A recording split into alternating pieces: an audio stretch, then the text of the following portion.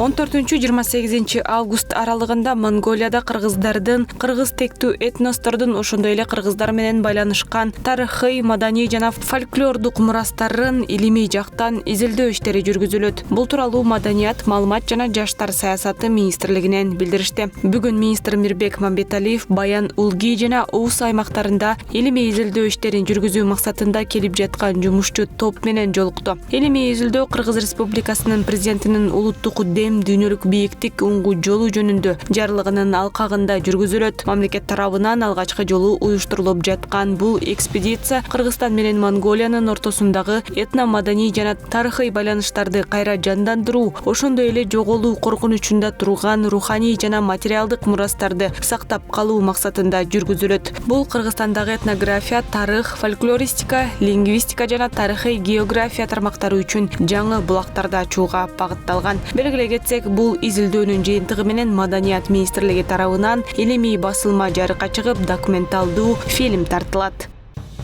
Күн мурун Бишкек шаарынын мэри Айбек Жунушалиев Лев Толстой көчөсүндө жүрүп жаткан капиталдык оңдоо иштеринин жүрүшүн көрүп чыкты. Муниципалитеттен билдиришкендей, учурда Матиев көчөсүнөн Садыбаев көчөсүнө чейинки тилке унаа кыймылы үчүн убактылуу жабылып, бул бөлүктө бордюрларды демонтаждоо жана асфальт бетон катмарын фрезерлөө иштери жүрүүдө. Жолду реконструкциялоо менен катар Бишкек жашыл курулуш ишканасына авариялык абалдагы дарактарды кыюу жана жашыл аймактарды иретке келтирүү тапшырылды. Ошондой эле Ленин райондук администрациясына ушул тилкеде иш алып барган чарба субъекттер менен муниципалитеттин ортосунда унаа токтотуу жайларын оңдоо үчүн ижара келишимдерин түзүү боюнча түшүндүрүү иштерин жүргүзүү милдети коюлду. Белгилей кетсек, Матыев көчөсүнөн Фрунзе көчөсүнө чейинки тилкеде калыбына келтирүү иштери жүргүзүлөт. Мэр шаардык кызматтарга аткарылган иштердин мөөнөтүнө жана сапатына өзгөчө көңүл бурууну тапшырды.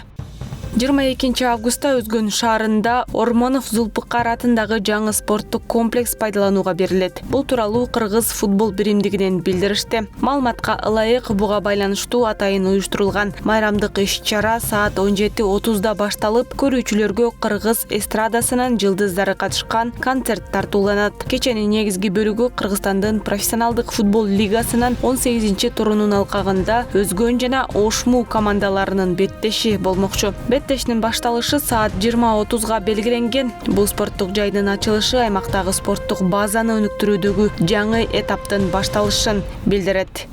Баткендин ак турпак күрүчү Америкага чейин экспорттолууда. Бул тууралуу суу ресурстары, айыл чарба жана кайра иштетүүнөр жайы министрлигинен билдиришти. Маалыматка ылайык, 2024-жылы ак турпак групп ишканасы Америкага 5 тонна сапаттуу күрүч экспорттогон. Быйыл экспорттун көлөмү 10 тоннага жетет деп күтүлүүдө. Мындан тышкары Европа өлкөлөрүнө жана коңшу Өзбекстанга дагы жөнөтүлөт. Ак турпак күрүчүнүн АКШ, Европа жана Өзбекстандын базарларына чыгышы Кыргызстандын экспорттук потенциалын кеңейтүүдө маанилүү кадам. Эгер ушундай ишканалар көбөйсө, Кыргызстандын айыл чарба өндүрүшү дүйнөлүк деңгээлге чыгуу мүмкүнчүлүгүнө ээ болот. Белгилей кетсек, Баткен облусунун Кадамжай районундагы ак турпак айыл аймагы күрүч өндүрүүдө жана кайра иштетүүдө республика боюнча алдыңкы аймактардын бири болуп саналат. Аймактагы Миң Чынар айылында жайгашкан ак турпак групп ишканасы күрүч иштетүү жана таңгактоо багытында ийгиликтүү иштеп келет. Бул ишкана Кыргызстандын айыл чарба продукциясын дүйнөлүк рынокко чыгаруу жолунда чоң кадам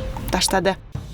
Элдик банк ачык акционердик коому Билайн Кыргызстан бренди менен иштеген Sky Mobile компаниясынын 100% акциясын сатып алуу боюнча келишимди жыйынтыктады. Бул чечим Кыргызстандын президенти Садыр Жапаровдун колдоосу менен ишке ашырылып жаткан ыраттуу мамлекеттик стратегиянын бир бөлүгү болуп саналат жана улуттук кызыкчылыктарды бекемдөөгө, санариптик инфраструктураны өнүктүрүүгө жана экономиканы модернизациялоого багытталган. Стратегиялык телекоммуникациялык активди сатып алуу, заманбап финансылык жана санариптик кызматтарды интеграциялоо, жарандар жана бизнес үчүн технологиялардын жеткиликтүүлүгүн жогорулатуу, ошондой эле инновациялык өсүштү өбөлгөлөө үчүн жаңы мүмкүнчүлүктөрдү ачат. Келишим ачык айкындуулуктун жана корпоративдик башкаруунун эл аралык стандарттарын сактоо менен жүргүзүлдү. Бул инвестициялык климатты жана өлкөнүн экономикасынын негизги секторлорунун туруктуу өнүгүүсүн бекемдөөгө өбөлгө түзөт. Казарман аэропорттору модернизациядан кийин кайрадан ишин жандантты. Бул тууралуу Кыргызстан аэропорттору ачык акционердик коомунун басма сөз кызматы билдирди. Маалыматка караганда, инфраструктураны жаңылоо 1840 метрлик учуп конуу тилкесин, жак жолдорун, унаа токтотуучу жайларды жана аэробекетти оңдоону камтыган. Казарман аэропортунун кайрадан ишке кириши өлкөнүн транспорт тармагын өнүктүрүү үчүн маанилүү кадам. Бул учуулардын коопсуздугун, ыңгайлуулугун жана ишенимдүүлүгүн камсыз кылуу үчүн бардык шарттарды түздүк. Эми аймактын жашоочулары жана коноктору Бишкекке тезирээк жана ыңгайлуу жете алышат деп белгиледи. Кыргызстандын аэропорттору ачык акционердик башкармалыгынын төрагасы. Маалыматка ылайык, аэропорт Жалал Абад облусунун Кооз тоолуу аймагында Казарман айылынын түндүк чыгыш тарабында жайгашкан. Ал салмагы 22 тоннага чейинки учактарды кабыл алууга ылайыкташкан жана күндүз иштейт.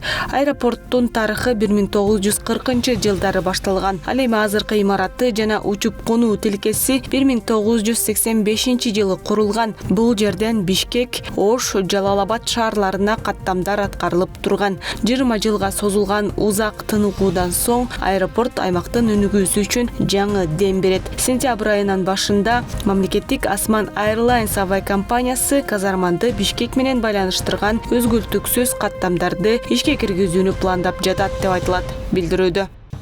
Кытайлык окумуштуулар айыл чарба өсүмдүктөрүн кайчылаш, чаңдаштырууга жөндөмдүү жасалма интеллектте негизделген дүйнөдөгү алгачкы роботту ойлоп табышты. Бул тууралуу Казинформ агенттиги маалымдады. Маалыматка караганда, Гер деп аталган бул робот кайчылаш чаңдаштырууну өз алдынча жүргүзө алат. Бул ыкма түшүмдүүлүктү жогорулатууга, айыл чарба чыгымдарын азайтууга жана жаңы сортторду тезирээк иштеп чыгууга өбөлгө түзөт. Долбоорду Кытай Илимдер академиясы генетика жана өнүгүү биологиясы институту ишке ашырган. Гер азыркы селекция ыкмалары менен бириктирилип, автоматтык түрдө жаңы сортторду иштеп чыгууга жол ачты. Бул технология буга чейин соя өсүмдүгүндө ийгиликтүү колдонулуп, гибриддик селекцияда Кытайдын атаандаштык жөндөмдүүлүгүн арттырды. Келечекте аны башка айыл чарба өсүмдүктөрүнө да колдонуу пландалууда.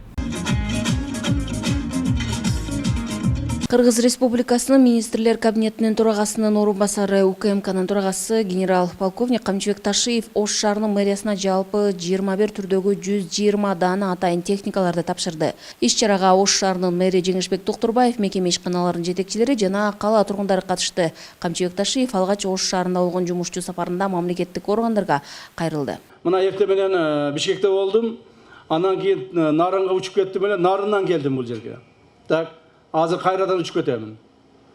То есть бул эмне деген маселе? Бул деген бардык мамлекет кызматкерлер тынбай иштешибиз керек.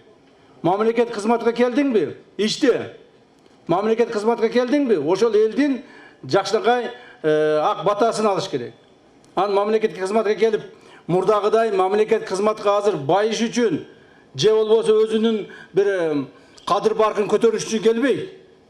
Кадыр баркты эл көтөрүш керек.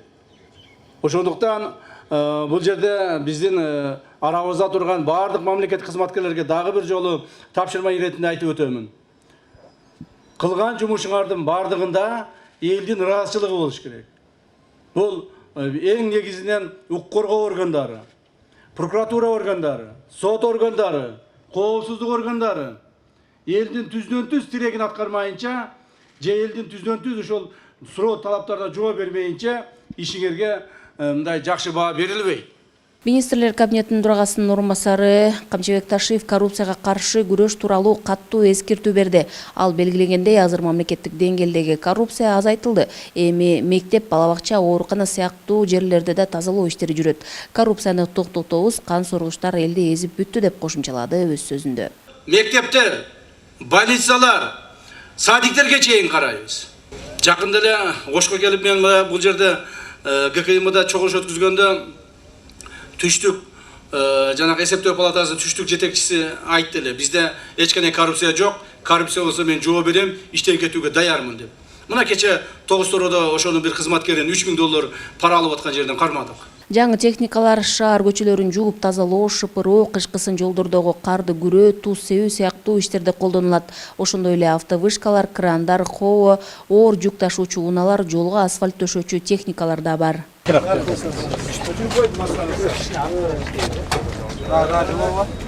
Бизге ушу сыймыктанабыз, ушу жакшы жаңы машиналар келип, ушу эми иштерибиз жеңил болот. Мурун эски машиналарда иштеп жүргөнбүз. Кудай кааласа иштерибиз кыйла жеңил болот да. Ош шаарынан атайын Кытай эл республикасына барып, ал жактан заводдор менен түз келишим түзүп, ошол жерден сапаттуу техникаларды атайын жакшы сапаттагысын алалы деп, арзан баада алалы деп, ошо Кытайга барып түз келишим түзүп, завод производительдер менен ушу 119 техниканы сатып алып, бүгүнкү күнү Ош шаарына келип, генералыбыз Камчыбек Кыдыршаевич тапшырып берди техникаларды. Буга чейин Ош шаарында жок техникалар биринчи жолу келип атат. Буюрса, бул техниканын жардамы менен биз буюрса шаарыбызды мурдагыдан да көрктүү, таза кылып, кооз шаар кылабыз деп ишенебиз. Ош шаарында жаңы муниципалдык такси кызматы үчүн алынган заманбап электромобилдер да тапшырылды. Азыркы тапта жалпы 15 унаа алынып келинди. Жакын күндөрү такси кызматы ишке киргизилип, шаар ичинде жеткиликтүү тариф менен тейлөө башталат. Ушу атайын Ош шаарына электромобилдер келди. Атайын ушу Ош шаарынын ушу такси кызматтарын иш орундан камсыз кылуу боюнча биринчиден ушу Ош шаарынын экологиясына пайда алып келет. Экинчиден Ош шаарынын мэриясына, бюджетине да чоң салым кошот деген чоң ишеничтер менен айта алам.